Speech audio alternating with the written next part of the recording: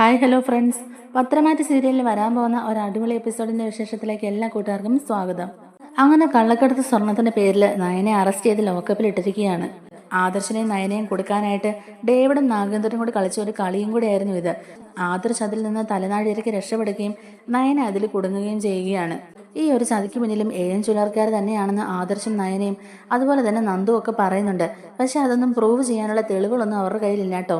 നയനെ സിയെ അറസ്റ്റ് ചെയ്തുകൊണ്ട് സ്റ്റേഷനിലേക്ക് കൊണ്ടുവന്ന് ലോക്കപ്പിലിടുകയും നയനോട് മോശമായിട്ട് പെരുമാറുകയും സംസാരിക്കുകയൊക്കെ ചെയ്യുന്ന കാണുമ്പോഴേക്കും നന്ദുവിന് ഒരുപാട് വിഷമാവുന്നുണ്ട്. നന്ദു ഉടനെ തന്നെ നവീനെ വിളിച്ചു വരുത്തുന്നുണ്ടെങ്കിലും സിയെ സ്റ്റേഷൻ ജാമ്യത്തിൽ നയനെ വിടാനായിട്ട് കൂട്ടാക്കുന്നില്ല. ഇതുപോലെ കള്ളക്കടത്ത് സ്വർണവുമായി പിടിക്കപ്പെട്ടവരെ സ്റ്റേഷൻ ജാമ്യത്തിൽ വിടാൻ കഴിയില്ലെന്നും നാളെ എന്തായാലും കോടതിയിൽ പ്രതിയെ ഹാജരാക്കുമ്പോൾ കോടതിയിൽ പറയാനുള്ളതൊക്കെ പറഞ്ഞിട്ട് പ്രതിയെ ജാമ്യത്തിൽ കൂട്ടിക്കൊണ്ടു പോകാനാണ് സിഐ പറയുന്നത്.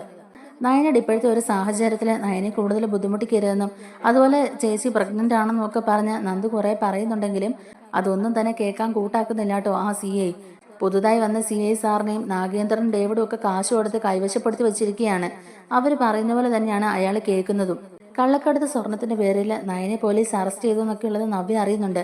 എന്നാലും ഇതിനു മുമ്പ് കള്ളക്കടത്ത് സ്വർണത്തിന്റെ പേരിൽ അഭി അറസ്റ്റ് ചെയ്തവളാണല്ലോ നന്ദു. അന്ന് നന്ദുവിന്റെ കാല് പിടിച്ച് കരഞ്ഞു പറഞ്ഞപ്പോൾ പോലും നന്ദു ഒരു വിട്ടുവീഴ്ചയും ചെയ്യാൻ തയ്യാറായില്ല. സ്വന്തം ഭർത്താവിനെ ജയിലിലേക്ക് അയച്ചതല്ലേ. അന്ന് ആദർശം നയനും ഒക്കെ പറയുന്നത് കേട്ടിട്ടല്ലേ അവൾ അങ്ങനെ ഒരു തീരുമാനം എടുത്തത്. എന്റെ വാക്കിന് ഒരു വില പോലും അവൾ തന്നില്ലല്ലോ. അത് മാത്രമാണോ? അതും കഴിഞ്ഞ് എത്രയോ പ്രാവശ്യം അവൾ എന്നെ അഭിയും ദ്രോഹിച്ചിരിക്കുന്നു. അങ്ങനെയൊക്കെ കാണിച്ചതിന് ദൈവം തന്നെ ഇപ്പോൾ ഒരു തിരിച്ചടി കൊടുത്തതാണെന്ന് നവ്യ പറയുന്നുണ്ട്. അഭിക്കും ചെല്ലജയ്ക്കും ഒക്കെ ഇത് കേട്ടിട്ട് ഭയങ്കര സന്തോഷമാണ് കേട്ടോ.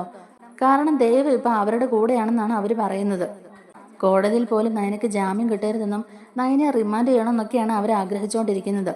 നയനെ റിമാൻഡ് ചെയ്യാൻ വേണ്ടിയിട്ടുള്ള എല്ലാ കാര്യങ്ങളും നാഗേന്ദ്രനും ഡേവിഡും കൂടി കളിക്കുന്നുണ്ടെങ്കിലും നവീൻ അവിടെ മുന്നിട്ടിറങ്ങി നയനെ രക്ഷപ്പെടുത്തുകയാണ്. അതിനു മുമ്പായിട്ട് തന്നെ അനന്തപുരിയിലെ നയനമോളെ പോലീസ് കസ്റ്റഡിയിൽ എടുത്തുവെന്നും അവളെ ലോക്കപ്പിൽ ഇരുത്തിയിരിക്കുകയാണെന്നൊക്കെ അറിയുമ്പോഴേക്കും ജലജ അബിയൊക്കെ സന്തോഷിക്കുന്നുണ്ടല്ലോ. ആ വാർത്തയറിഞ്ഞ് നയനമോളെയും അതുപോലെ നന്ദുവിനെയൊക്കെ കുറ്റപ്പെടുത്തി സംസാരിക്കുന്ന നവ്യയോട് മുത്തശ്ശൻ തന്നെ അവസാനം സഹായമായിട്ട് സത്യങ്ങളെല്ലാം തുറന്നു പറയുകയും ചെയ്യുന്നുണ്ട്.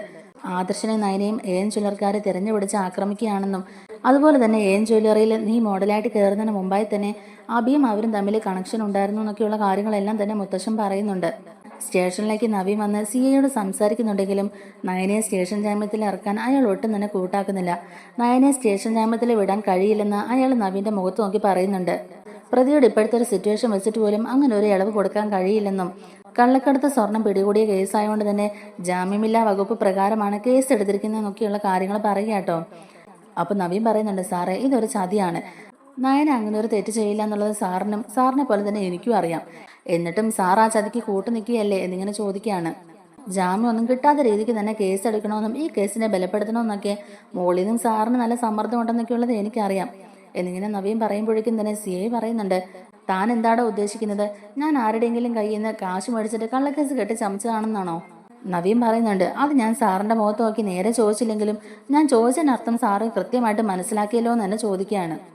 നയന ഇപ്പൊ ഗർഭിണിയാണെന്നുള്ളൊരു പരിഗണന വെച്ചിട്ടെങ്കിലും ഈ ജാമ്യമില്ലാ വകുപ്പൊക്കെ ചുമത്താതിരിക്കായിരുന്നു. പക്ഷെ സാർ ഇവിടെ മനഃപൂർവ്വം ആ ഒരു പരിഗണന പോലും കൊടുക്കാതെയല്ലേ കേസ് ചാർജ് ചെയ്തേക്കുന്നത്. അതുകൊണ്ട് ചോദിച്ചതേ ഉള്ളൂ എന്ന് പറയുകയാണ് നവീൻ.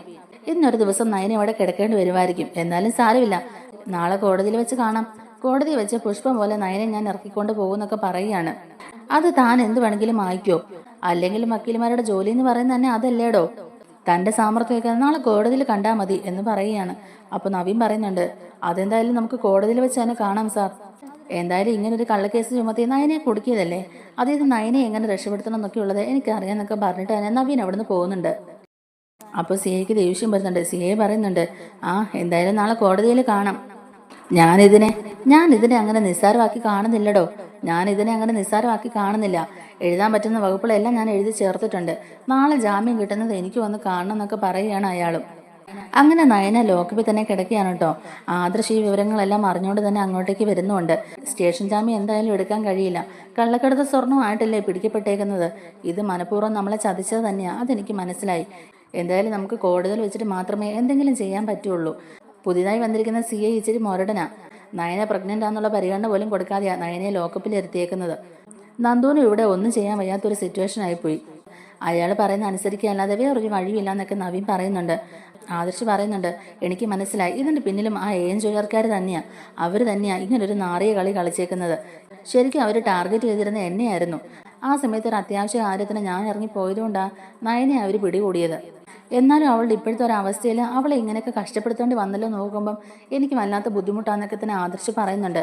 അപ്പോൾ നവീൻ പറയുന്നുണ്ട്, സാരമില്ല ആദർശേട്ടാ, എന്തായാലും നമുക്ക് നാളെ കോടതിയിൽ നിന്ന് ജാമ്യം മേടിക്കാം. ആദർശേട്ടൻ വിഷമിക്കാതെ, കോടതിയിൽ നിന്ന് ജാമ്യം കിട്ടാത്ത വകുപ്പൊന്നും അല്ലല്ലോ. എന്നെ കൊണ്ട് കഴിയുന്നതിന്റെ പരമാവധി ഞാൻ ഇതിനു വേണ്ടി ശ്രമിച്ചോളാം എന്നൊക്കെ തന്നെ പറഞ്ഞ് ആദർശിനെ ഒന്ന് ആശ്വസിപ്പിച്ചിട്ടാണ് നവീൻ അവിടുന്ന് പോകുന്നത്. ആദർശും നന്ദുവും കൂടെ നയനെ കാണാനായിട്ട് വരുന്നുണ്ട്. ഞാൻ കാരണമാണ് നിനക്ക് ഇങ്ങനെ ഒരു അവസ്ഥ വന്നതെന്ന് പറഞ്ഞ് ആദർശം അല്ലാണ്ട് സങ്കടപ്പെടുമ്പോഴേക്കും നയന പറയുന്നുണ്ട്, ആദർശേട്ടാ, ഇത് ആദർശേട്ടനെ കൊടുക്കാൻ വേണ്ടിയിട്ട് അവർ മനഃപൂർവ്വം ചെയ്യുന്നതാ. ഇതിന്റെ പിന്നിലും ആ ജ്വല്ലറിക്കാർ തന്നെയാ. നമ്മൾ അവരുടെ പിന്നാലെ ഉണ്ടെന്നുള്ളത് മനസ്സിലാക്കിയിട്ടാവണം അവർ നമ്മളെ തകർക്കാൻ നോക്കുന്നത്. എന്തായാലും ആദർശേട്ടൻ കൂടെയുള്ള കാര്യം ഞാൻ ആരോടും പറഞ്ഞിട്ടില്ല. ആദർശേട്ടനും അങ്ങനെ തന്നെ പറഞ്ഞാൽ മതി. ആദർശേട്ടൻ ആ സമയത്ത് കാറിൽ നിന്ന് പോകാൻ തോന്നിയത് വലിയൊരു ഭാഗ്യമായിട്ടാണ് ഞാൻ കരുതുന്നത്. ഇന്നൊരു ദിവസത്തെ കാര്യമല്ലേ ഉള്ളൂ, ആദർശേട്ടൻ വിഷമിക്കേണ്ട. അപ്പൊ നന്ദുവും പറയുന്നുണ്ട്, അതേ ആദർശേട്ടാ, ഇതിന്റെ പിന്നിലും അവർ തന്നെയായിരിക്കും. അവരാണല്ലോ ഇങ്ങനെ മനസാക്ഷി ഇല്ലാതെ ഓരോ കാര്യങ്ങൾ ചെയ്യുന്നത്. അവരെ എൻ്റെ കയ്യിൽ കിട്ടിയ അവരെ ഇടിച്ച് ഒരു പരുവാക്കും ഞാൻ. അത്രയ്ക്ക് എനിക്ക് ദേഷ്യം വരുന്നുണ്ട്. അതുപോലെ ആ CA സാറും അതുപോലെ ആ CAക്കും അവർ നല്ലോണം കാശ് കൊടുത്തിട്ടുണ്ട്. അയാളും അവരുടെ ഒപ്പം ചേർന്ന് അവരെ സപ്പോർട്ട് ചെയ്താണ് സംസാരിക്കുന്നത്. അയാളും അവർക്ക് വേണ്ടിയിട്ടാണ് ജോലി ചെയ്യുന്നതെന്നാണ് തോന്നുന്നത്. എന്തായാലും നയനേച്ചിക്ക് ഇങ്ങനൊരു അവസ്ഥ ഉണ്ടാക്കി അവരെ ഞാൻ വെറുതെ വിടില്ല എന്നൊക്കെ തന്നെ നന്ദു പറയുന്നുണ്ട്. ആദർശ് പറയുന്നുണ്ട്, അതേ മോളെ, ഇതിന്റെ പിന്നിൽ അവർ തന്നെയാണ്. നമ്മൾ അവരുടെ പിന്നാലെ ഉണ്ടെന്നുള്ളത് അവർക്ക് മനസ്സിലായി കഴിഞ്ഞല്ലോ. അതുകൊണ്ടായിരിക്കും അവരിങ്ങനെ ഓരോ കാര്യങ്ങളൊക്കെ ചെയ്യുന്നത്. എന്തായാലും ഇത് ഇച്ചിരി കടന്ന കൈയായിപ്പോയി. മുത്തശ്ശനും മുത്തശ്ശിയും അമ്മയൊക്കെ ഇത് അറിഞ്ഞിട്ടുണ്ടെങ്കിൽ അവരും വിഷമിക്കുന്നൊക്കെ തന്നെ ആദർശ് പറയുകയാണ് കേട്ടോ. ആ സമയത്ത് നന്ദു പറയുന്നുണ്ട്, അതൊക്കെ ഇപ്പൊ അവർ അറിഞ്ഞിട്ടുണ്ടാകും ആദർശേട്ടാ. ഇതിന്റെ പിന്നിൽ ജ്വല്ലറിക്കാരാണെങ്കിൽ അവരപ്പം തന്നെ അബിയെ വിളിച്ച് അറിയിക്കുമല്ലോ. അബി നവ്യേച്ചിയോടും അതുപോലെ ആ വീട്ടിലുള്ള എല്ലാവരോടും പറഞ്ഞ് ഇപ്പൊ അവർ ഭയങ്കര സന്തോഷത്തിലായിരിക്കും. അവിടെ അവരുടെ പ്ലാനിങ് ഒക്കെ വിജയിച്ചില്ലേ, അതിന്റെ സന്തോഷമായിരിക്കും. എന്തൊക്കെ പറഞ്ഞാലും അവർ ഇങ്ങനെ ഒരു ചതി ചെയ്യുമെന്ന് ഞാൻ ഒരിക്കലും വിചാരിച്ചില്ല എന്നൊക്കെ നന്ദു പറയുന്നുണ്ട്. പിന്നെ ആദർശേട്ടൻ വിഷമിക്കൊന്നും വേണ്ട, ഇന്നൊരു ദിവസത്തെ കാര്യമല്ലേ ഉള്ളൂ. നാളെ എന്തായാലും കോടതിയിൽ നിന്ന് നമുക്ക് ജാമ്യം കിട്ടും. പിന്നെ നയനേച്ചി ഇപ്പം പ്രഗ്നന്റ് ആയതുകൊണ്ട് തന്നെ ആർക്കും അങ്ങനെ നയനേച്ചിയെ ഉപദ്രവിക്കാനൊന്നും കഴിയില്ല. അതൊരു ആശ്വാസമാണെന്നൊക്കെ തന്നെ പറയുക കേട്ടോ. പ്രഗ്നന്റ് ആണെന്ന് കാണിച്ചോണ്ട് തന്നെ നമുക്ക് കോടതിയിൽ നിന്ന് ഈസി ആയിട്ട് നാളെ ജാമ്യം കിട്ടുകയും ചെയ്യുമെന്നും പറയുന്നുണ്ട്. അത് നവീനായിട്ടൻ ഉറപ്പ് പറഞ്ഞിട്ടാ പോയേക്കുന്നതെന്നൊക്കെ പറയുമ്പോഴേക്കും തന്നെ എന്നാലും നയനെ അഴിക്കുള്ളിൽ കിടക്കുന്ന കാണുമ്പോഴേക്കും ആദർശന് ഒരു സമാധാനം ഇല്ല കേട്ടോ. എത്രയും പെട്ടെന്ന് തന്നെ ജ്വല്ലറിക്കാരെ തകർത്തെറിയണം എന്നുള്ളൊരു വാശിയായി ഇപ്പൊ ആദർശന്റെ മനസ്സിൽ. ഡ്യൂട്ടി ടൈം കഴിഞ്ഞിട്ടും നന്ദു വീട്ടിലേക്ക് പോകാതെ നയനക്ക് കോട്ടിരിക്കുന്ന കാണുമ്പോഴേക്കും CAക്ക് വീണ്ടും ചൊറിഞ്ഞു കയറുകയാണ് കേട്ടോ. മേടിച്ച കാശിന് കൂറ് കാണിക്കാനായിട്ട് നയനെ കുറച്ചും കൂടി ഭീഷണിപ്പെടുത്താനും അതുപോലെ ഓരോ കാര്യങ്ങൾ പറഞ്ഞ് വിഷമിപ്പിക്കാനും ഒക്കെയുള്ള ഒരു പ്ലാനിങ് ഉണ്ടായിരുന്നു CAയുടെ മനസ്സിൽ. നന്ദു പോയതിനു ശേഷം നയനെ ചോദ്യം ചെയ്യാനാണെന്നുള്ള പേരിൽ അവരെ കുറച്ച് മാനസികമായി വിഷമിപ്പിക്കാനും തളർത്താനും ഒക്കെയാണ് അയാൾ പ്ലാൻ ചെയ്ത് വെച്ചുകൊണ്ടിരുന്നത്. അപ്പോൾ നന്ദു പോകാതിരിക്കുന്ന കാണുമ്പോഴേക്കും അയാൾ വന്നിട്ട് ചോദിക്കുന്നുണ്ട്, എന്താ SIയുടെ ഡ്യൂട്ടി ടൈം കഴിഞ്ഞില്ലേ, എന്നിട്ടും പിന്നെ എന്തിനാ എവിടെ ഇരിക്കുന്നതെന്നൊക്കെ ചോദിക്കുന്നുണ്ട്. കള്ളക്കടത്ത് പ്രതിക്ക് കൂട്ടിരിക്കുകയാണോ എന്നിങ്ങനെ ചോദിക്കുമ്പോഴേക്കും നന്ദു ഭയങ്കര താഴ്മയോടെ തന്നെ പറയുന്നുണ്ട്, സാർ, ഇതെന്റെ സ്വന്തം ചേച്ചിയാണ്. ചേച്ചി പ്രഗ്നന്റ് ആണ്. ഇന്നൊരു രാത്രി ഞാൻ ഇവിടെ തന്നെ കാണും സാർ. എനിക്ക് എൻ്റെ ചേച്ചി ഇവിടെ തന്നെ ആക്കിച്ച് പോകാൻ കഴിയില്ല. സാർ എന്നോട് ക്ഷമിക്കണം എന്നൊക്കെ പറയുമ്പോഴേക്കും അയാൾ പറയുന്നുണ്ട്, ഡ്യൂട്ടി ടൈം കഴിഞ്ഞ് വീട്ടിൽ പോകാതിരിക്കുന്നതിന്റെ ഉദ്ദേശമൊക്കെ എനിക്ക് മനസ്സിലാകും. എന്നാലും സത്യസന്ധമായി ആത്മാർത്ഥമായി ജോലി ചെയ്യുന്ന ഒരു പോലീസ് ഓഫീസർ അറസ്റ്റ് ചെയ്ത ഒരു കള്ളക്കടത്ത് പ്രതിക്ക് വേണ്ടി കാവലിരിക്കുക എന്നൊക്കെ പറയുന്നതേ എന്തൊരു മോശം പരിപാടിയാന്നൊക്കെ പറഞ്ഞ് നന്ദുവിനെ ഭയങ്കരമായിട്ട് ഇൻസൾട്ട് ചെയ്യുന്നുണ്ട്. ആ സമയത്ത് നന്ദു പറയുന്നുണ്ട്, സാർ, ഇതിന്റെ പേരിൽ എന്തൊക്കെ പറഞ്ഞാലും ഇന്ന് ഇവിടെ നയനേച്ച് തന്നെ ആക്കിയേച്ച് ഞാൻ വീട്ടിലേക്ക് പോവില്ല. ഇതിന്റെ പേരിൽ സാർ എന്ത് നടപടി എടുത്താലും അതൊക്കെ അനുഭവിക്കാൻ ഞാൻ തയ്യാറാ. ഇന്നൊരു ദിവസം നയനേച്ചി ഇവിടെ തന്നെ ആക്കിയേച്ച് എനിക്ക് എങ്ങോട്ടും പോകാൻ കഴിയില്ല എന്നൊക്കെ പറഞ്ഞ് നന്ദു വാശി പിടിച്ച് അവിടെ ഇരിക്കുകയാണ് കേട്ടോ.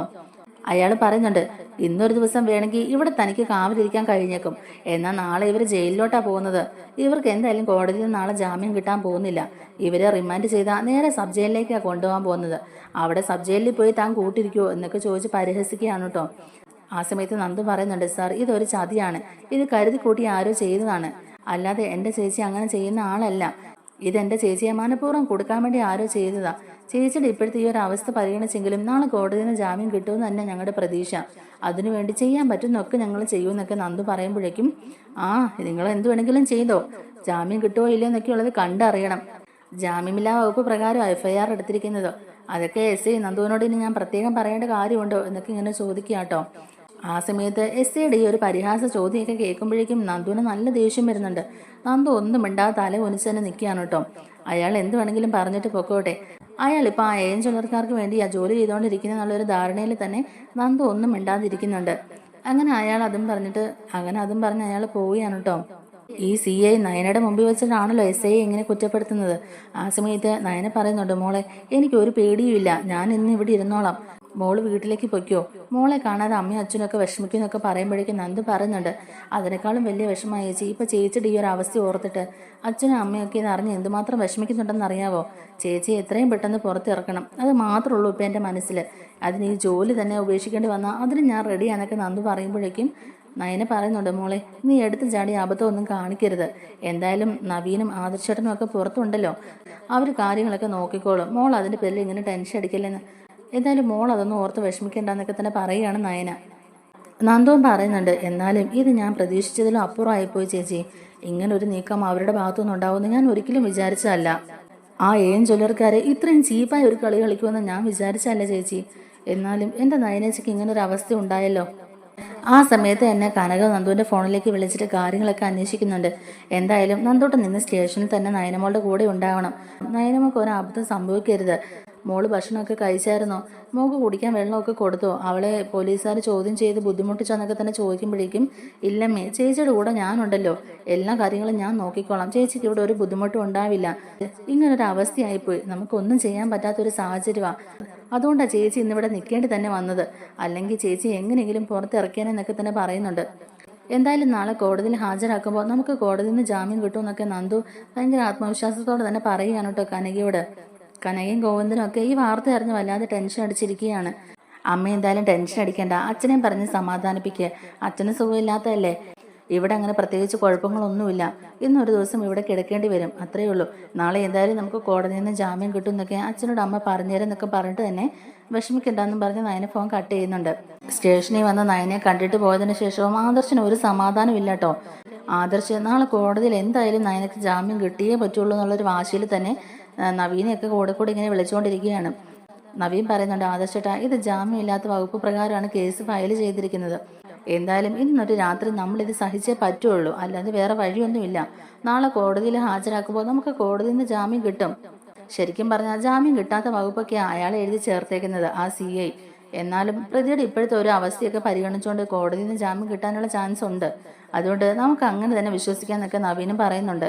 എന്നിട്ട് നവീൻ പറയുന്നുണ്ട്, ആദർശേട്ടാ നമുക്ക് നാളെ കോടതിയിൽ ഹാജരാക്കാൻ വ്യക്തമായ കുറച്ച് തെളിവുകളൊക്കെ ആവശ്യമുണ്ട്, ആ തെളിവുകൾ സംഘടിപ്പിക്കാനുള്ള മാർഗം ഞാൻ അന്വേഷിച്ചുകൊണ്ടിരിക്കുകയാണെന്ന് നവീൻ പറയുന്നുണ്ട്.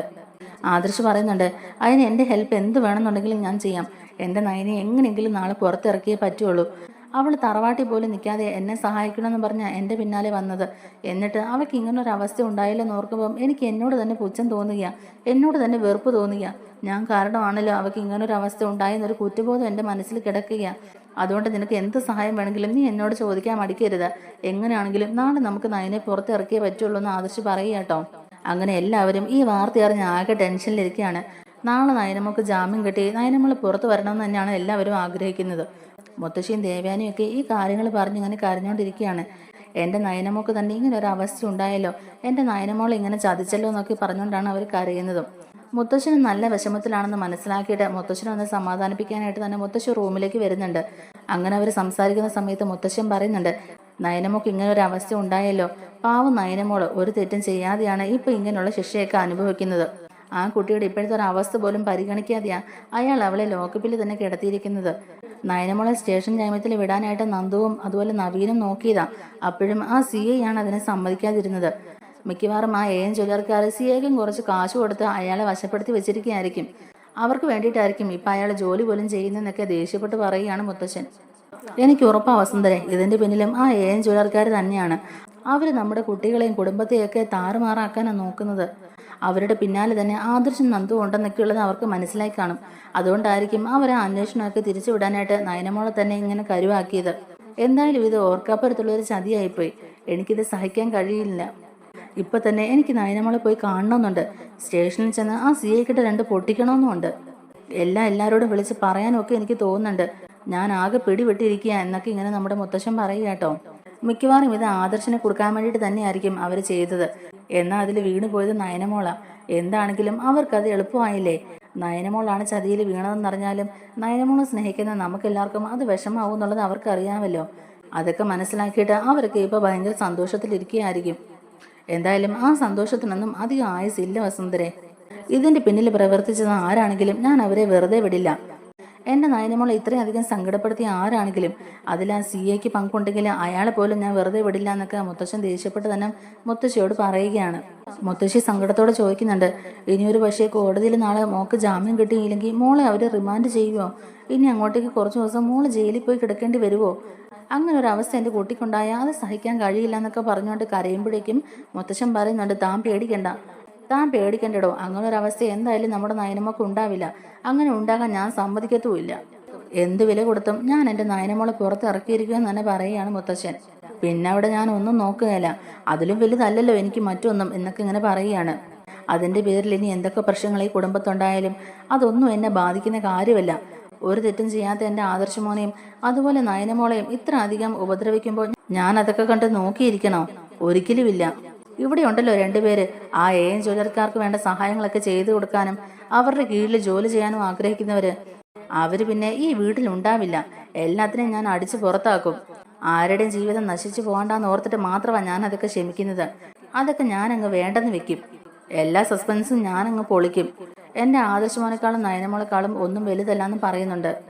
എന്തായാലും താൻ വിഷമിക്കാതിരിക്കെ, നാളെ നമ്മുടെ നയനമോക്ക് ജാമ്യം കിട്ടും. നയനമോളെയും കൂട്ടി ആദർശ് തിരിച്ച് അങ്ങോട്ടേക്ക് പോവുകയും ചെയ്യും. AM ജ്വല്ലറിക്കാരുടെ പിന്നാലെ ശക്തമായ ആദർശുണ്ടെന്നും അവരുടെ കള്ളക്കളികളെല്ലാം വെളിച്ചത്താകാൻ പോകാന്നുള്ള ഭയം കൊണ്ടാണ് അവർ ഇങ്ങനെയുള്ള നീക്കങ്ങളൊക്കെ നടത്തുന്നത്. എന്തായാലും ആദർശ് ശരിയായ വഴിയിലൂടെ തന്നെയാണ് പോകുന്നത്. അതിന്റെ സൂചനകളായത്. എന്നാൽ നയനയുടെ 3-ാം മാസത്തെ ചടങ്ങിന് എല്ലാവരും ഗസ്റ്റ് ഹൗസിലേക്ക് പോയ സമയത്ത് മുത്തശ്ശനും അബിയും ജലജയും നവ്യയും മാത്രം പോയിട്ടില്ലായിരുന്നല്ലോ. ആ സമയത്ത് മുത്തശ്ശനെ ആഹാരം കഴിക്കാനായിട്ട് നവ്യ വന്ന് വിളിക്കുന്ന സമയത്ത് നവ്യ മുത്തശ്ശനോട് പല ചോദ്യങ്ങളും ചോദിക്കുന്നുണ്ട്. അതിനൊക്കെ തക്ക മറുപടി മുത്തശ്ശൻ കൊടുക്കുകയും ചെയ്യുന്നുണ്ട്. ഈ സമയത്ത് അബിയെ നീ കണ്ണടച്ച് വിശ്വസിക്കരുതെന്നും അങ്ങനെ വിശ്വസിച്ചിട്ടുണ്ടെങ്കിൽ അവസാനം നീ തന്നെ കരയേണ്ടി വരും എന്നൊക്കെ മുത്തശ്ശൻ പറയുന്നുണ്ടായിരുന്നല്ലോ. മുത്തശ്ശൻ അങ്ങനെ വെറുതെ ഒന്നും പറയില്ല. അബിയെ കണ്ണടച്ച് വിശ്വസിക്കരുതെന്ന് മുത്തശ്ശൻ എന്തുകൊണ്ടായിരിക്കും പറഞ്ഞെന്നൊക്കെ നവ്യ ഒരുപാട് ചിന്തിക്കുന്നുണ്ട്. അതുപോലെ തന്നെ നവ്യ DNA ടെസ്റ്റ് ചെയ്യാനായിട്ട് അബിയുടെയും ചന്തുമോളുടെയും മുടിനാരെടുത്ത് ഡേവിഡിന് കൊടുത്തിട്ടുണ്ടായിരുന്നല്ലോ. അതേ രീതിക്ക് തന്നെ നവ്യയുടെ ഒരു ഫ്രണ്ടിന്റെ കയ്യിലും നവ്യ ഇത് ടെസ്റ്റ് ചെയ്യാനായിട്ട് കൊടുത്തിട്ടുണ്ടായിരുന്നു. ഡേവിഡ് അധികം വൈകാതെ തന്നെ DNA ടെസ്റ്റിന്റെ റിസൾട്ട് വന്നു. ചന്തുമോൾ അബിയുടെ കുഞ്ഞല്ല, ആദർശന്റെ കുഞ്ഞൊക്കെ തന്നെയാണെന്നും പറഞ്ഞ് ഉറപ്പിച്ച് പറയുകയൊക്കെ ചെയ്യുന്നതുകൊണ്ട് നവ്യ അത് വിശ്വസിക്കുന്നുണ്ടെങ്കിലും പിന്നീട് മുത്തശ്ശൻ പറഞ്ഞ കാര്യങ്ങളും അമ്മ പറഞ്ഞ കാര്യങ്ങളും അതൊക്കെ ഓർത്ത് കൂട്ടിക്കഴിച്ച് നോക്കുമ്പോഴേക്കും നവ്യയ്ക്ക് തന്നെ സംശയമായിട്ടാണ് നവ്യയുടെ കൂട്ടുകാരുടെ കയ്യിലും കൂടെ ഇത് ടെസ്റ്റ് ചെയ്യാനായിട്ട് കൊടുക്കുന്നത്. അതിന്റെ റിസൾട്ടിന്റെ കാര്യം നവ്യ പിന്നീട് അന്വേഷിച്ചുമില്ല. കാരണം ഡേവിഡ് എന്ന് നവ്യ വിശ്വസിക്കുന്ന പോലെ തന്നെയാണല്ലോ പറഞ്ഞത്. ചന്തുമോൾ അബിയുടെ കുഞ്ഞല്ല എന്നും ഇത് തെറ്റിദ്ധരിപ്പിക്കാൻ വേണ്ടിയിട്ട് എല്ലാവരും കൂടി ഉണ്ടാക്കി പറയുന്നൊക്കെയാണെന്നും പറഞ്ഞ് നവ്യനെ അന്ന് വിശ്വസിപ്പിക്കുകയാണല്ലോ ചെയ്യുന്നത്. അതുകൊണ്ട് തന്നെ ടെസ്റ്റ് ചെയ്യാനായിട്ട് ഫ്രണ്ടിന്റെ കയ്യിൽ കൊടുത്തത് പിന്നെ നവ്യ അന്വേഷിക്കുന്നുമില്ല. അന്ന് മുത്തശ്ശനായിട്ട് സംസാരിച്ചപ്പോഴേക്കും എന്താണ് ശരിയെന്നൊന്നും ഉള്ളത് നിനക്കറിയില്ലെന്നൊക്കെ പറഞ്ഞായിരുന്നല്ലോ. അതുകൊണ്ട് തന്നെ നയനെ അറസ്റ്റ് ചെയ്ത കാര്യങ്ങളൊക്കെ അറിഞ്ഞുകൊണ്ട് തന്നെ മുത്തശ്ശിയോടൊക്കെ പറയാനായിട്ട് സന്തോഷത്തിൽ വരികയാണ് കേട്ടോ നവ്യ. സ്വന്തം ജ്വല്ലറിയിൽ കള്ളക്കടത്ത് സ്വർണം കൊണ്ടുവന്നെന്ന് പറഞ്ഞ് അബി അന്ന് നന്ദു അറസ്റ്റ് ചെയ്തുകൊണ്ട് പോയപ്പോൾ ഞാൻ എല്ലാവരുടെയും കാൽക്കൽ വീണ് കരഞ്ഞു. എന്നിട്ടും ആരും അത് വകവെച്ചില്ല. എടുക്കാൻ പോലും ആരും കൂട്ടാക്കിയില്ല. അബിക്ക് ജാമ്യം കിട്ടരുതെന്നായിരുന്നു അന്ന് എല്ലാവരും പ്രാർത്ഥിച്ചുകൊണ്ടിരുന്നത്. ഇപ്പൊ അതേ ഒരു അവസ്ഥ തന്നെയാണ് നയനയ്ക്കും സംഭവിച്ചേക്കുന്നത്. നയന സഞ്ചരിച്ച കാറിൽ നിന്നാണ് കള്ളക്കടത്ത് സ്വർണം പിടിച്ചേക്കുന്നത്. അതുപോലെ ജാമ്യമില്ലാ വകുപ്പ് പ്രകാരമാണ് അവൾക്കെതിരെ ആ CI കംപ്ലൈന്റ് എടുത്തേക്കുന്നത് എന്നൊക്കെ ഇങ്ങനെ പറയുമ്പോഴേക്കും മുത്തശ്ശനും മുത്തശ്ശിയൊക്കെ നല്ല ദേഷ്യം വരികയാണ് കേട്ടോ. ആ സമയത്ത് മുത്തശ്ശനും മുത്തശ്ശിയൊക്കെ നവ്യയെ വിറപ്പിച്ചുകൊണ്ട് തന്നെ ഈ സത്യങ്ങളെല്ലാം പറയുകയാണ്. അവർ പറയുന്ന ഒന്നും തന്നെ നവ്യ വിശ്വസിക്കാൻ കൂട്ടാക്കാതെ വരുമ്പോഴേക്കും അന്ന് നയനയും ആദർശം കൂടി ഒരു DNA ടെസ്റ്റ് ചെയ്തായിരുന്നല്ലോ. ആ ഒരു റിസൾട്ടൊക്കെ ഇവരെ അടുത്ത് കാണിക്കുന്നുണ്ടെങ്കിലും നവ്യ അതൊന്നും തന്നെ വിശ്വസിക്കാൻ കൂട്ടാക്കുന്നില്ല. ഇതൊക്കെ വെറുതെ കൃത്രിമമായിട്ട് ഉണ്ടാക്കിയതാണെന്നൊക്കെ ഉള്ളത് എനിക്കറിയാം. ശരിക്കും ഞാൻ DNA ടെസ്റ്റ് ചെയ്തു എന്നും ചന്തുമോൾ അബിയുടെ കുഞ്ഞല്ല എന്നൊക്കെ ഉള്ളത് എനിക്ക് വ്യക്തമായി അറിയാമെന്നൊക്കെ തന്നെ നവ്യ അവരോട് വാദിക്കുന്നുണ്ട്. അതുപോലെ തന്നെ നിന്റെ അമ്മ വന്ന് നിന്നോട് പറഞ്ഞതും എല്ലാം സത്യമായ കാര്യങ്ങളാണെന്നും അബിയെ നീ വിശ്വസിക്കരുതെന്നും അവൻ നിന്നെ ചതിക്കുകയാണെന്നും ഒക്കെയുള്ളത് നമ്മുടെ മുത്തശ്ശനും മുത്തശ്ശിയും പറയുന്നുണ്ട് കേട്ടോ. അതൊന്നും തന്നെ നവ്യ വിശ്വസിക്കാനേ കൂട്ടാക്കുന്നില്ല. എന്നെ എൻ്റെ അബിയെ ആക്ഷേപിച്ചതിനും കുറ്റപ്പെടുത്തിയതിനും ഈ വീട്ടിൽ ഒതുക്കി നിർത്തിയതിനും അങ്ങനെ ഞങ്ങളോട് ചെയ്ത എല്ലാ ദ്രോഹങ്ങൾക്കുമൊക്കെ ഒന്നിച്ച് ദൈവം ഇങ്ങനെ ഒരു തിരിച്ചടി തന്നതാണെന്നൊക്കെ പറഞ്ഞ് നവ്യ അങ്ങ് അട്ടഹസിക്കുകയാണ്. ഇതൊക്കെ AM ജ്വല്ലറിക്കാരെ നിന്നെ വെറുതെ വെടിയാക്കാൻ വേണ്ടി പറയുന്നതാണെന്നും അതൊന്നും നീ വിശ്വസിക്കരുതെന്നൊക്കെ പറയുന്നുണ്ട് കേട്ടോ. അങ്ങനെ ഒരു തെറ്റ് അവൻ ചെയ്തിട്ടുണ്ടെങ്കിൽ അതൊക്കെ മറച്ചു വെച്ചോണ്ട് അബിയെ അവിടെ മാനേജറാക്കേണ്ട കാര്യമുണ്ട് അവർക്ക്. അവരങ്ങനെ വെറുതെ പറഞ്ഞതല്ല, അത് തന്നെയാണ് സത്യം. അതെനിക്ക് ബോധ്യമായതാന്നൊക്കെ നവ്യ പറയുന്നുണ്ട്. മുത്തശ്ശനും മുത്തശ്ശിക്കും ഏകദേശം കാര്യം മനസ്സിലായി. ഇതിൻ്റെ ഇടയിൽ കിടന്ന് കളിക്കുന്നത് AM ജ്വല്ലറിക്കാരും ഡേവിഡും ആണെന്നൊക്കെ ഉള്ളത് അവർക്ക് പൂർണ്ണമായിട്ട് ബോധ്യപ്പെടുന്നുണ്ട്. അവർ നവ്യയോട് ഇത് വലിയൊരു ചതിക്കുഴിയാണെന്നും നീ അവരെ വിശ്വസിക്കരുതെന്നൊക്കെ ഒരുപാട് പറയുന്നുണ്ടെങ്കിലും നവ്യ അതൊന്നും തന്നെ കേൾക്കാൻ കൂട്ടാക്കാതെ ഇവരുടെ നേരെ തട്ടിക്കയറുകയാണ് ചെയ്യുന്നത്. നിന്നെ അവർ അവിടുത്തെ മോഡലായിട്ട് സെലക്ട് ചെയ്ത് തന്നെ എന്തുകൊണ്ടാണെന്ന് അറിയാവോ? നീ ഇവിടുത്തെ മരുമോളാണെന്ന് അറിഞ്ഞുകൊണ്ട് നിന്നെ മുന്നിൽ നിർത്തിക്കൊണ്ട് ഞങ്ങളെ തകർക്കാൻ വേണ്ടിയിട്ടായിരുന്നു. അതുപോലെ തന്നെ ഇത്രയും തെറ്റുകൾ ചെയ്ത അബിയെ അവർ മാനേജർ ആക്കണമെന്നുണ്ടെങ്കിലും അതിന് പിന്നിലും അവർക്ക് വേറെന്തോ ലക്ഷ്യമുണ്ട്. അല്ലാതെ കള്ളക്കടത്ത് മാർഗം സ്വർണം കൊണ്ടുവന്നതിനും അതുപോലെ തന്നെ തിരിമറി നടത്തിയതിൻ്റെയൊക്കെ പേരിൽ അവനെ ആരെവിടെ മാനേജറാക്കാനാ? ഇതിൻ്റെ എല്ലാം പിന്നിൽ അവരെ കൂടാതെ മറ്റാരുടെ കൈകളുണ്ടെന്നൊക്കെയുള്ളത് നവിയെ പറഞ്ഞ് മനസ്സിലാക്കിക്കാൻ നോക്കുകയാണ് മുത്തശ്ശൻ. DNA ടെസ്റ്റ് ചെയ്യാൻ ഡേവിഡിൻ്റെ കയ്യിലല്ലാതെ വേറെ ആരുടെയെങ്കിലും കയ്യിൽ നീ അത് കൊടുക്കണമായിരുന്നു എന്നൊക്കെ മുത്തശ്ശൻ പറയുമ്പോഴേക്കും നവ്യ അന്ന് ഫ്രണ്ടിൻ്റെ കയ്യിൽ കൊടുത്ത സാമ്പിൾസിൻ്റെ കാര്യമൊക്കെ ഓർക്കുകയാണ് കേട്ടോ. റൂമിലേക്ക് ചെന്ന പാടെ തന്നെ ആ ഫ്രണ്ടിനെ വിളിച്ചിട്ട് ആ റിസൾട്ടിൻ്റെ കാര്യങ്ങളൊക്കെ ചോദിക്കുന്നുണ്ട്. അപ്പോൾ ആ ഫ്രണ്ട് പറയുന്നുണ്ട്, അയ്യോ സോറി, ഞാനത് മറന്നുപോയടി, ഒരുപാട് വർക്ക് പെൻഡിങ് ആയിരുന്നുകൊണ്ട് ഞാൻ അത് കാര്യം നിന്നോട് വിളിച്ച് പറയാൻ മറന്നുപോയി. റിസൾട്ട് എൻ്റെ കയ്യിൽ കിട്ടിയിട്ടുണ്ട്, ഞാൻ നിനക്കത് ഇപ്പോൾ തന്നെ വാട്സപ്പ് ചെയ്യാന്നൊക്കെ പറഞ്ഞിട്ട് ആ ഫ്രണ്ട് ഫോൺ കട്ട് ചെയ്യാണ് കേട്ടോ. അങ്ങനെ വാട്സപ്പിലേക്ക് ആ ഫ്രണ്ട് റിസൾട്ട് അയച്ചു കൊടുക്കുന്നുണ്ട്. ആ റിസൾട്ട് കാണുമ്പോഴേക്കും ശരിക്കും നമ്മുടെ നവ്യ ഞെട്ടിപ്പോവുകയാണ്. നവ്യയുടെ കണ്ണുകളെല്ലാം ചുമന്ന് കണ്ണ് നിറയുകയാണ്. കാരണം ആ DNA ടെസ്റ്റിൻ്റെ റിസൾട്ടിനകത്ത് ചന്തുമോളുടെ അച്ഛൻ അബിയാണെന്ന് വ്യക്തമായി രേഖപ്പെടുത്തിയിട്ടുണ്ടായിരുന്നു. ആ റിസൾട്ട് പോസിറ്റീവാണ്. മുത്തശ്ശൻ കുറച്ച് മുമ്പ് എടുത്തു കാണിച്ച ആ ഒരു DNA ടെസ്റ്റിൻ്റെ റിസൾട്ടിലും അതും പോസിറ്റീവാണ്. നവ്യ ആലോചിക്കുന്നുണ്ട്, എൻ്റെ ഫ്രണ്ട് എന്നോട് എന്തിനു കള്ളം പറയണം? അവളുടെ കയ്യിൽ ഞാൻ ഇങ്ങനെ ഒരു സാമ്പിൾ ഏൽപ്പിച്ച കാര്യം എനിക്കും അവൾക്ക് മാത്രമല്ല അറിയുള്ളൂ. അതിൻ്റെ പിന്നിൽ വേറെ ആരുടെയും കൈകൾ കിടക്കാൻ സാധ്യതയില്ല. ഇത് ശരിക്കും അബി എന്നെ ചതിക്കുകയായിരുന്നു. അബിയും ആ ഡേവിഡ് സാറും ഒക്കെ നേരത്തെ തന്നെ ബന്ധമുണ്ടായിരുന്നു എന്നുള്ളത് മുത്തശ്ശൻ പറഞ്ഞത് എത്ര ശരിയാണ്. എല്ലാവരും കൂടി എന്നെ ഒരു വിഡ്ഢിയാക്കുമായിരുന്നു അല്ലേ എന്നൊക്കെ പറഞ്ഞുകൊണ്ട് നവ്യ ആകെ ദേഷ്യത്തിലാണ് കേട്ടോ. നവ്യ ചെന്നിട്ട് മുത്തശ്ശനോട് ഈ കാര്യങ്ങളെല്ലാം പറയുന്നുണ്ട്. മുത്തശ്ശൻ പറഞ്ഞത് ശരിയായിരുന്നു, എന്നെ അബിയും ആ ഡേവിഡും ഒക്കെ കൂടെ ചതിക്കുകയായിരുന്നു. ഞാൻ AM ജ്വല്ലറിയിൽ മോഡലായിട്ട് പോകുന്നതിന് മുമ്പ് തന്നെ അബിക്ക് AM ജ്വല്ലറിയുമായിട്ട് ബന്ധമുണ്ടായിരുന്നു. അതുപോലെ തന്നെ അബിയെ AM ജ്വല്ലറിയിൽ മാനേജർ ആക്കാന്ന് പറഞ്ഞതിൻ്റെ പിന്നിലും എന്തോ ഒരു രഹസ്യം ഉണ്ടെന്നുള്ളത് ഇപ്പം എനിക്ക് മനസ്സിലായി. മുത്തശ്ശ, ഞാൻ ചെയ്തത് വളരെ തെറ്റായിപ്പോയി. ആദർശേട്ടനെയും നയനെക്കുറിച്ചും ഞാൻ പറഞ്ഞതൊക്കെ വളരെ മോശമായി പോയെന്ന് എനിക്കറിയാം. നിങ്ങൾ എന്നോട് ക്ഷമിക്കണം എന്നൊക്കെ തന്നെ പറഞ്ഞ് അവരോട് മാപ്പ് ചോദിക്കുകയാണ് നവ്യ. എന്നിട്ട് നയനയുടെ ഇപ്പോഴത്തെ അവസ്ഥയൊക്കെ ഓർക്കുമ്പോഴേക്കും നവ്യയ്ക്ക് ഭയങ്കര സങ്കടമാകുകയാണ് കേട്ടോ. കാരണം ചന്തുമോള് അബിയുടെ കുഞ്ഞാണെന്ന് അറിഞ്ഞിട്ടും തൻ്റെ ജീവിതം തകരാൻ പാടില്ല എന്ന് ഓർത്തിട്ടല്ലേ അവർ ഇത്ര അധികം ത്യാഗം സഹിച്ചത്, ഇത്ര അധികം നാണക്കേടൊക്കെ സഹിച്ചതെന്നൊക്കെ ഓർത്തിട്ട് തന്നെ നവ്യയ്ക്ക് ഭയങ്കര സങ്കടമാവുന്നുണ്ട്. അത് മാത്രമല്ല, നയന ഇപ്പോൾ ഒരു അമ്മയാകാനും കൂടി പോവുകയല്ലേ. ആ ഒരു സമയത്ത് നയനെ കള്ളക്കടത്ത് സ്വർണത്തിൻ്റെ പേരും പറഞ്ഞ് ട്രാപ്പിലാക്കി അവളെ ഇത്രയും വിഷമിപ്പിക്കുന്ന ആ AM ജ്വല്ലറിക്കാർ തന്നെയായിരിക്കും എന്നൊക്കെ കരുതിയിട്ടാണ് നവ്യ നേരെ നവീനെ വിളിക്കുന്നതും. എന്നിട്ട് നവ്യ തന്നെ നവീനോട് ആ സംഭവങ്ങളെല്ലാം തന്നെ പറയുകയാണ്. ചന്തുമോളുടെ അച്ഛൻ അബിയാണെന്നുള്ള സത്യം ഞാൻ മനസ്സിലാക്കിയെന്നും അതുപോലെ AM ജ്വല്ലറിക്കാരെ എന്നെ ഒരു കരുവാക്കി അബിയെ രക്ഷിക്കാൻ നോക്കുകയായിരുന്നു എന്നൊക്കെ പറയുകയാണ്. അങ്ങനെ അന്ന് രാത്രി നയനെ അറസ്റ്റ് ചെയ്തതിൻ്റെ പേരിൽ അബിയും ഡേവിഡും തമ്മിൽ സംസാരിക്കുന്നതൊക്കെ നമ്മുടെ നവ്യ കേൾക്കാൻ ഇടയാകുകയാണ് കേട്ടോ. അതോടെ കേൾക്കുമ്പോഴേക്കും നവ്യയ്ക്ക് മനസ്സിലാവുന്നുണ്ട് ഇതിൻ്റെ പിന്നിൽ അബിയുടെയും കൈകളുണ്ടെന്നുള്ളത്. അതുകൊണ്ട് തന്നെ സ്വന്തം അനീതിക്ക് ഇതുപോലൊരു അവസ്ഥ ഉണ്ടായല്ലോ എന്നൊക്കെ ഓർത്തിട്ട് തന്നെ നവ്യ കോടതിയിൽ എങ്ങനെയെങ്കിലും സത്യം തെളിയിക്കണം എന്ന് തന്നെ ആഗ്രഹിക്കുകയാണ്. നവ്യ ഉടനെ തന്നെ നവീനോട് ഈ കാര്യങ്ങളെല്ലാം പറയുകയും ആദർശേട്ടനെ അറിയിക്കുകയും ചെയ്യുന്നുണ്ട്. ആദർശാണെങ്കിൽ സേവിയറിൻ്റെ സഹായത്തോടെ തന്നെ അബിയും ഡേവിഡും സംസാരിക്കുന്ന കോൾ റെക്കോർഡിങ്സ് എല്ലാം എടുക്കുകയാണ്. കള്ളക്കടത്ത് സ്വർണം വണ്ടിയിൽ കൊണ്ടുവച്ചത് ഞങ്ങളാണെന്നും ആദർശനെ കൊടുക്കാനായിരുന്നു ഞങ്ങളുടെ പ്ലാനെന്നും എന്നാൽ അവൻ്റെ ഭാര്യയാണ് കുടുങ്ങിയതെന്നും ആര് കുടുങ്ങിയാലും കുഴപ്പമില്ല, നമ്മുടെ പ്ലാൻ വിജയിച്ചു എന്നൊക്കെ ഡേവിഡ് അബിയോട് പറയുന്ന കാര്യങ്ങളെല്ലാം തന്നെ ആ കോൾ റെക്കോർഡിങ്സിൽ തന്നെ അവർ കളക്ട് ചെയ്തെടുക്കുകയാണ്. അങ്ങനെ AM ജ്വല്ലറിക്കാർ തന്നെയാണ് ഇതിൻ്റെയും പിന്നിലെന്ന് ആ കോൾ റെക്കോർഡിങ്സിൽ തന്നെ അവർക്ക് മനസ്സിലാവുന്നുണ്ട്. അത് വെച്ചിട്ട് തന്നെ കോടതിയിൽ നയന നിരപരാധിയാണെന്ന് പ്രൂവ് ചെയ്യാൻ സാധിക്കുമെന്ന് നവീനും പറയുകയാണ്. അങ്ങനെ പിറ്റേ ദിവസം നയനെ കോടതിയിൽ ഹാജരാക്കുന്ന സമയത്ത് നവീൻ ഈ തെളിവുകളെല്ലാം കാണിച്ചുകൊണ്ട് തന്നെ നയനെ നിഷ്പ്രയാസം കോടതിയിൽ നിന്ന് ജാമ്യത്തിൽ ഇറക്കുകയാണ്. അതോടൊപ്പം തന്നെ ഈ കള്ളക്കടത്ത് സ്വർണത്തിൻ്റെ പിന്നിൽ AM ജ്വല്ലറി ആണെന്നും ഡേവിഡാണ് ഇതിൻ്റെ മുഖ്യ സൂത്രധാരൻ എന്നും ഒക്കെ നവീൻ അവിടെ പറയുന്നുണ്ട്. അങ്ങനെ ഈ കള്ളക്കടത്ത് സ്വർണത്തിൻ്റെ പിന്നിലുള്ള അന്വേഷണം നേരെ തിരിയുന്നത് AM ജ്വല്ലറിയിലേക്ക് തന്നെയാണ് കേട്ടോ. എന്നാൽ നവി ഈ സത്യങ്ങളെല്ലാം തിരിച്ചറിഞ്ഞ് അബിയെ തള്ളി പറയുകയും നയനെയും ആദർശനെയും സപ്പോർട്ട് ചെയ്ത് അവരെ കൂടെ തന്നെ നിൽക്കുകയും ചെയ്യുന്നുണ്ട്. എന്നാൽ നവി ഈ സത്യങ്ങളെല്ലാം മനസ്സിലാക്കിക്കൊണ്ട് തന്നെ ചതിച്ച അബിയെ വെറുതെ വിടാനാവില്ല, അവന് നല്ലൊരു ശിക്ഷ തന്നെ മേടിച്ചു കൊടുക്കണമെന്നൊക്കെയുള്ള ഒരു പ്ലാനിങ്ങോട് കൂടി തന്നെ അബിയുടെയും ജലജയുടെയും ഡേവിഡിൻ്റെയൊക്കെ മുമ്പിൽ തകർത്ത് അഭിനയിക്കുകയും ചെയ്യുന്നുണ്ട്. മുത്തശ്ശൻ്റെ തീരുമാനപ്രകാരം AM ജ്വല്ലറിയുടെ യഥാർത്ഥ ഉടമ ആരാണെന്ന് കണ്ടുപിടിക്കാൻ ആദർശനെ സഹായിക്കണമെന്നും നവ്യോട് പറയുകയാണ്. അതിനു വേണ്ടിയിട്ട് താൻ ഇനിയും AM ജ്വല്ലറിലെ മോഡലായിട്ട് പോവുകയും അവിടുത്തെ രഹസ്യങ്ങളൊക്കെ കണ്ടുപിടിച്ച് എന്നെ ചതിച്ചവരെയെല്ലാം ഞാൻ വെളിച്ചത്ത് കൊണ്ടുവരും എന്നൊക്കെ തന്നെ നവ്യ അവരോട് എല്ലാവരോടും പറയുന്നുണ്ട്. ചന്തുമോളുടെ അച്ഛൻ അബിയാണെന്ന് മനസ്സിലാക്കുന്ന നവ്യ അബിയെ വെറുതെ വിടാൻ ഉദ്ദേശിക്കുന്നില്ല കേട്ടോ.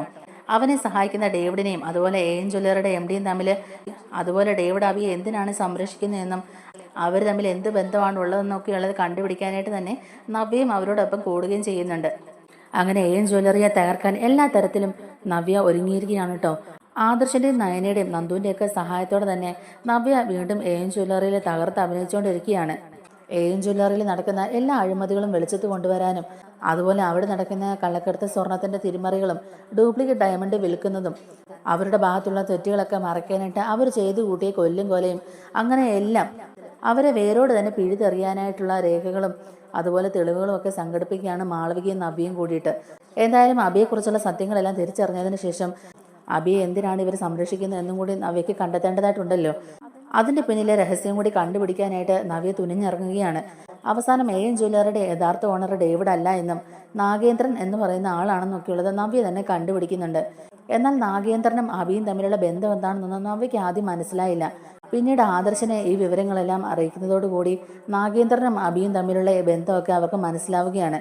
വർഷങ്ങൾക്ക് മുമ്പ് മുത്തശ്ശൻ തറവാട്ടിൽ നിന്നും അടിച്ചിറക്കി വിട്ട ആളാണ് നാഗേന്ദ്രൻ എന്നും ജലജയുടെ ഭർത്താവും അതുപോലെ അബിയുടെയും അവന്തികയുടെയും അച്ഛനാണെന്നൊക്കെയുള്ളത് നവ്യ അപ്പോഴാണ് തിരിച്ചറിയുന്നത്. എന്തായാലും അയാളുടെ എല്ലാ കള്ളക്കളികളും പുറത്തു കൊണ്ടുവരാൻ വേണ്ടി നവ്യയും ആദർശും നയനയും അതുപോലെ മാളവികയും നന്ദുവും എല്ലാം ഒന്നിച്ച് തന്നെ കട്ടയ്ക്ക് നിൽക്കുകയാണ്.